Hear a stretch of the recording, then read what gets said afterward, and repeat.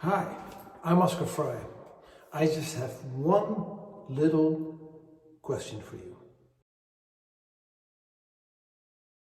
In our adult lives, we generally navigate like this.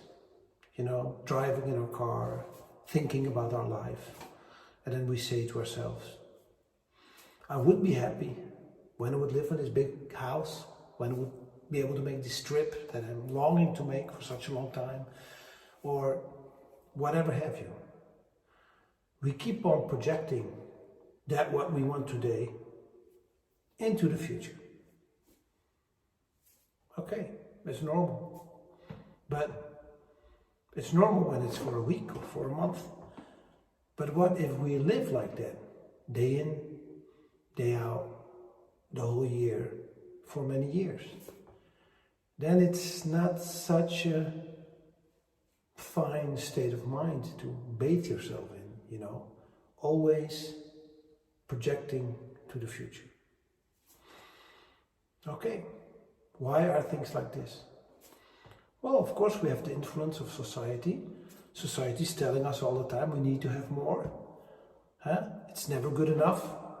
You get one type of car, then you need to have a bigger car, one type of house, you need to have a bigger house or whatever, So that's basically how we are pushed by society. The living together of all the people. And how we live together, how we influence each other. That's basically where we are going. Always pushing towards more consumption. And the focus is on the having. It's not anymore on the being. And that's something very important. So when you look at your own situation and you say, yeah, I would like to have this or that, what do you do with that? If you don't reframe it, if you don't put it in a different light, that you say, I would like to have that, but okay, I don't have it, but it's all right because, then you're all right, it's not a problem. But when you're always chasing these things, at least in your mind, that's more difficult to live with. So what do people do sometimes? They try to sign up for some course, some class, some seminar, self-empowerment, I don't know, to learn to be stronger, confident, to be a go-getter, because you need to be hungry, you have to show that you want to get more things in life. So you can do that, fine. Then when you do have more success, because perhaps you succeeded in improving your skill set,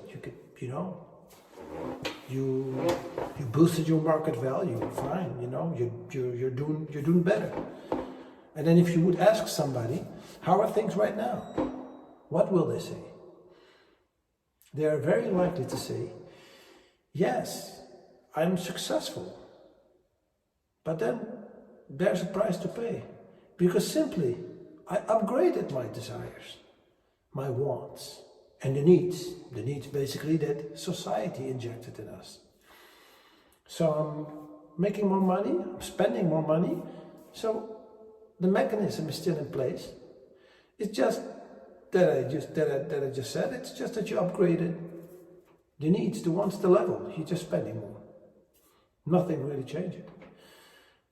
Then there are the people that had also these wishes, these desires, and they just let it go like that. And they're bathing themselves in frustration because they couldn't get out of it. And they never stopped wanting what they wanted. They didn't reframe it.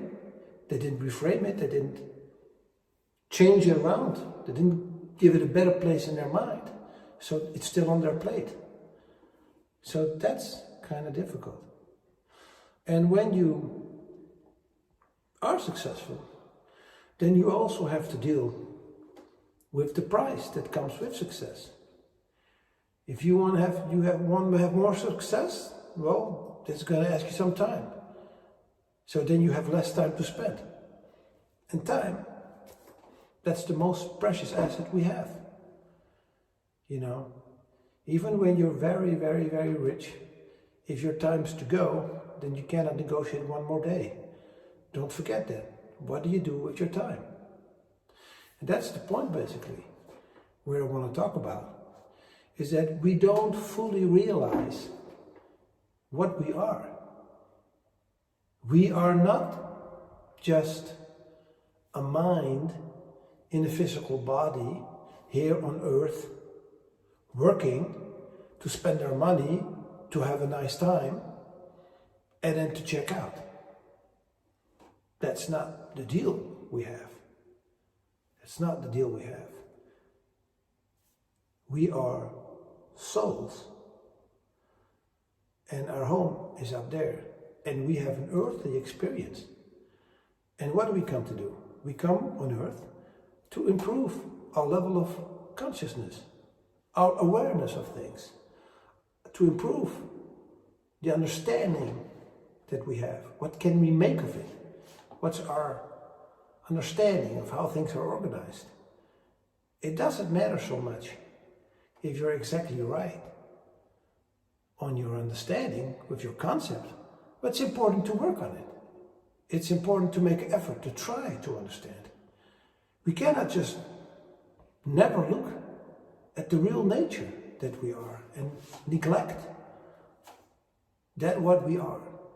So what could make people more happy is if you succeed in allocating some time to what you are on a deeper level, on your soul level.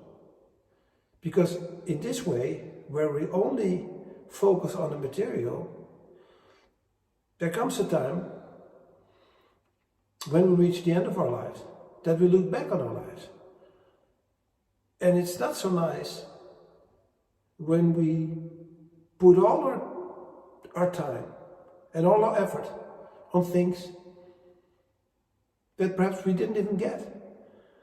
So then you would have to come down for another life, because your life without any spiritual meaning or contribution or effort, you didn't even have to come down to do that type of life. So basically, it's important that we come to grips with that notion of also trying to invest some time in our nature, building our relationship with nature, telling ourselves we're not neglecting our time, or we're not wasting our time when we are not working, because our true job is just life, and it's a 24-hour job. Every day you're working all the time. The job you have is just your real job, so to speak. It's just a role you have, a temporary role. You change job, you change jacket, you change your cap, whatever you have, you're in a different situation. But you live 24 hours a day, and that's the most important job. And we have to be conscious of making the right choices with the time that we have. So I just wanted to touch upon that. Nothing very, very complicated. So I hope you think about that. Think about your own choices, about, what do you do with your time? Are you spending your time rightly, consciously? Are you aware of that? That's basically just to get things started. Thank you very much. See you next time.